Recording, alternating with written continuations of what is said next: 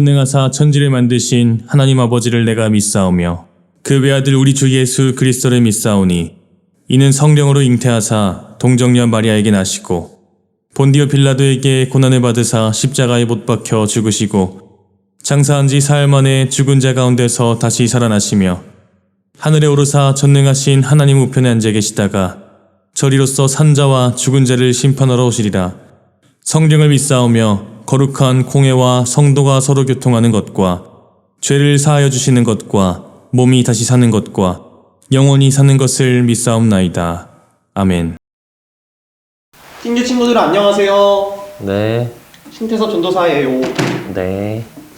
샬롬, 반갑습니다. 날씨가 많이 따뜻해졌죠? 에코나무는 잘 가꿔주고 계신가요? 저는 정말 많이 붙였습니다. 여러분도 에코나무를 잘 가꿔서 저에게 꼭 40개를 채워서 갖다 주시기 바랍니다.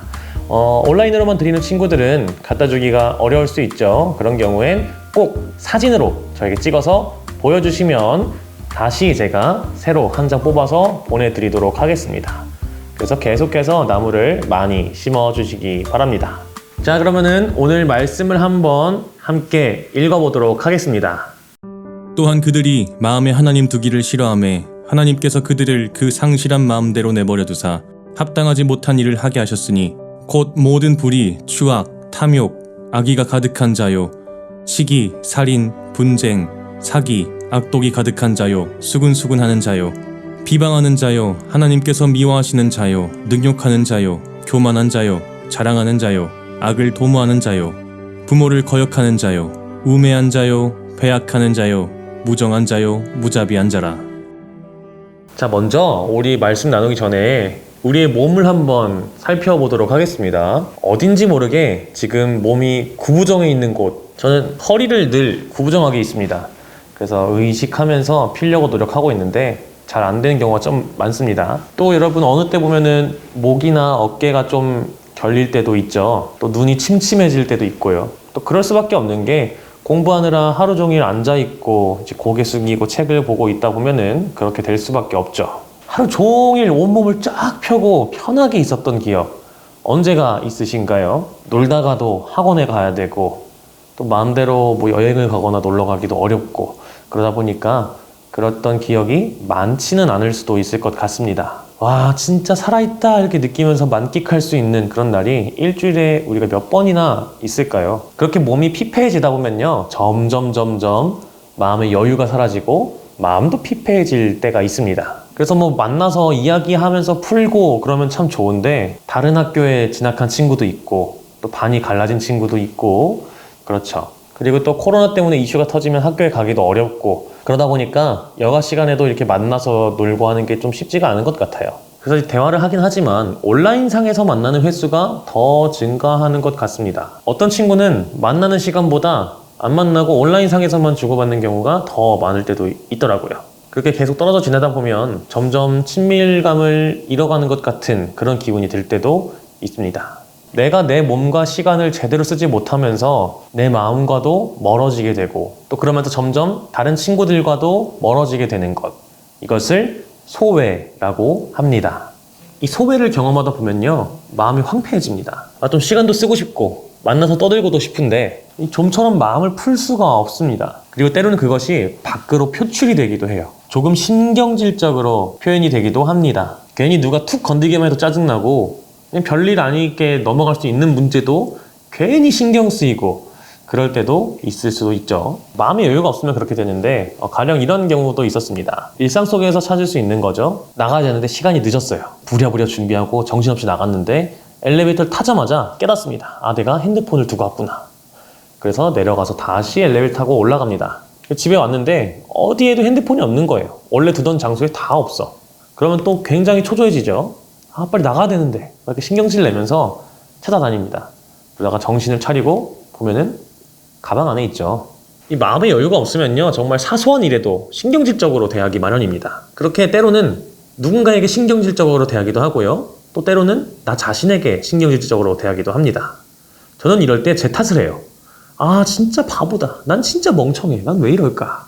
이런 말을 많이 하기도 합니다. 결국 이 황폐한 마음은요 나를 계속 병들게 만들죠. 더더욱 소외로 이끌어가는 것입니다. 여러분 한번 생각해 보시기 바랍니다. 이런 것 있으신가요? 아, 이건 아닌데 라고 생각하지만 자꾸만 그 안에 빠져들게 되는 그런 문제들. 저는 방금 말씀드린 것처럼 자꾸만 내 탓을 하는 그런 마음, 그런 게 있을 수 있겠죠. 오늘 본문에서는요, 상실한 마음, 합당하지 못한 일에 대해서 이야기를 합니다. 자, 이런 것들을 말하죠. 거짓말, 끝없는 소유욕, 사악한 마음, 시기심, 괜한 분노, 분란조장, 적대감, 수군거림, 비방, 이렇게 말해볼 수 있을 것입니다. 자, 이 중에서 최근에 여러분을 가장 힘들게 했던 것은 무엇인가요? 한번 생각해 보시기 바랍니다. 저는 비방이라고 할 수 있겠죠. 누군가를 향한 비방일 수도 있겠지만 저 같은 경우는 저 자신을 향한 비방이 더욱 컸습니다. 이번 주에도 그런 일을 겪었었는데 저 자신을 탓하면서 굉장히 괴로운 시간을 보내기도 했습니다. 또 저와는 다르게 누군가를 향해서 이런 말들을 내뱉었던 기억이 떠오르기도 할 겁니다. 저도 분명히 그런 기억이 있는데요. 그런데 오늘 말씀은 이렇게 이야기하고 있습니다. 그러므로 남을 심판하는 사람이여 그대가 누구이든지 죄가 없다고 변명할 수 없습니다. 그대는 남을 심판하는 일로 결국 자기를 정죄하는 셈입니다. 남을 심판하는 그대도 똑같은 일을 하고 있기 때문입니다. 자, 남의 문제를 욕하고 막 비방하고 그런 것들을 다 이제 정죄라고 합니다. 자, 그렇게 남의 문제를 정죄하면서 우리는 이 비방이라는 문제를 저지르고 있는 것이죠. 결국 우리는 조금도 다르지 않다는 거예요.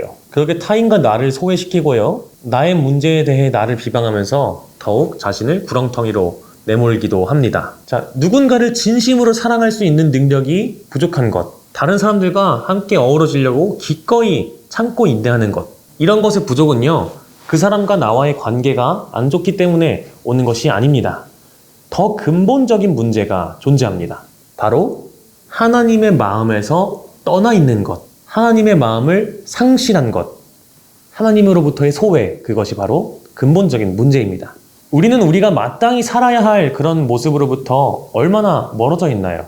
옛날에 한 신학자는 이렇게 말을 했습니다. 인간은 자기 자신 속으로 구부러져 있다. 그래서 구부러진 인간이라고 표현을 했습니다. 몸이 구부러져서 시선이 나에게만 머물러 있는 사람들을 지칭하는 것입니다. 때때로 우리는 나 혼자 잘 살아가고 있고 잘 살아내야 한다고 생각합니다. 계획한 대로 잘 이루어 나가야만 하고 때론 남들보다 앞서 나가면서 더 잘 해내고 있다고 생각하기도 합니다. 그렇게 점점 더 우리의 시선은 나에게만 머물게 됩니다. 나는 남들과 다르다고 생각하면서 남을 비방하고 그러나 정작 비방하는 사람과 똑같이 비방하고 있는 모습을 발견할 수 있게 되죠. 근데 나는 그걸 모른다는 것이죠. 그리고 또 나 자신을 비방하면서 나는 벗어나야 돼. 더 잘 돼야 돼. 내가 이겨내야 돼. 라고 하면서 나 혼자 잘 해보자. 라는 식으로 더 나 자신의 문제에만 골똘해지게 이렇게 구부러지고 있다는 것입니다. 그러다가 결국은 자신의 이익만을 추구하면서 살아가게 되는 것이죠. 자, 그렇다면 우리는 어떻게 해야 할까요? 오늘 읽진 않았지만 2장 4절 말씀에는 이런 말씀이 있습니다. 자, 하나님께서 풍성하신 인자하심과 너그러우심으로 오래 참으심으로 우리가 마땅히 살아가야 할 모습으로 살아가기를 도와주시고 기다리고 계신다는 것입니다. 우리가 그렇게 하면 안 되는데 그렇게 하지 말아야지 이렇게 마음만 먹을 때 하나님께서는 정말 그렇게 벗어날 수 있도록 우리를 도와주시고 우리가 그렇게 돌아갈 때까지 기다려주신다는 것입니다. 그래서 우리는요, 먼저 이 하나님의 놀라운 사랑을 기억해야 합니다. 그러니까요, 이번 한 주를 살아가면서 다시 우리가 행하는 아까 말씀드렸던 합당하지 못한 일들을 저지를 때마다 하나님을 기억해 보시기 바랍니다. 하나님은 지금 방금 내가 저지른 이 문제로부터 내가 벗어나기를 원하셨지. 그것을 기억하시면서 회개하고 돌이키시기 바랍니다. 그 다음 우리가 해야 할 또 다른 일이 있습니다. 바로 하나님의 마음을 닮는 것입니다. 하나님은 우리가 누군가를 정죄했던 것처럼 우리를 똑같이 정죄하지 않으셨습니다. 오히려 오래 참고 기다려주셨죠. 그 마음을 우리가 닮아가 보는 것입니다. 누군가 참 이해할 수 없는 행동을 할 때 조금 더 나은 방향으로 갈 수 있도록 도와주고 기다려주는 것입니다. 내 모습을 내가 받아들이기 어려울 때 나를 비방하는 것이 아니라 좀 더 나은 방향으로 갈 수 있도록 노력하고 기다려주는 것입니다. 그런데 이렇게 노력하는 것이 어렵습니다. 내 힘으로만 이렇게 노력하면은 잘 되지가 않아요. 그러니 우리는 하나님의 마음을 구해야 합니다. 그래서 여러분 기도하면서 이 일들을 잘 해나가 보시기 바랍니다. 하나님의 사랑을 알려주시고 그 마음을 닮아갈 수 있게 도와주세요. 이렇게 기도하면서 이 사순절 기간 우리가 하나님의 마음을 품고 살아가며 행하는 자들이 되게 해주세요. 이렇게 결심하고 실천해내는 여러분 모두가 되시기를 소망합니다.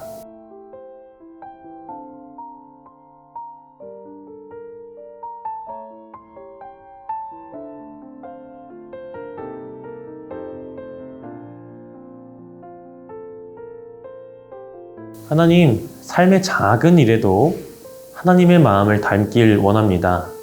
그 누구도 정죄하지 않으시고 더 나은 길로 나아갈 수 있도록 도와주시고 그렇게 되기까지 기다려주셨던 하나님의 마음을 닮아서 우리도 남을 정죄하고 비방하기보다 도와주고 기다려줄 수 있는 하나님 닮은 사람들이 되게 하여 주시옵소서.